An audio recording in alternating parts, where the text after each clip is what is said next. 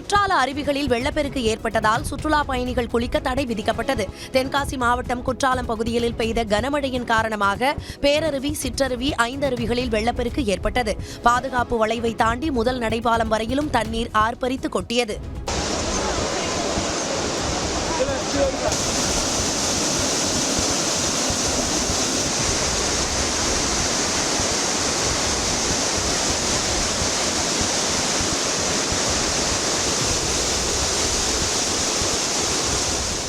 இதன் காரணமாக சுற்றுலா பயணிகளின் நலன் கருதி அருவிகளில் குளிக்க தடை விதிக்கப்பட்டது.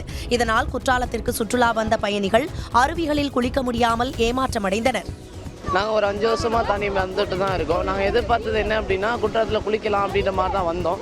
பட் இங்கே வந்து பார்க்கும்போது தான் தெரியுது ரொம்ப அதிகமாக இருக்குது, குளிக்க முடியல அப்படின்னா ரொம்ப கஷ்டமாக தான் இருக்குது. அப்புறம் பக்கத்தில் என்ன பண்ணோம் அப்படின்னா குளித்தோம். எதிர்பார்த்ததை விட ரொம்ப ஏமாற்றம் தான் கிடச்சிச்சு. நாங்கள் 22 பேர் வந்தோம். 22 பேருமே என்ன பண்ண முடியல அப்படின்னா குளிக்க முடியல. ரொம்ப கஷ்டத்தோட திரும்பி போகிற மாதிரி இருக்குது.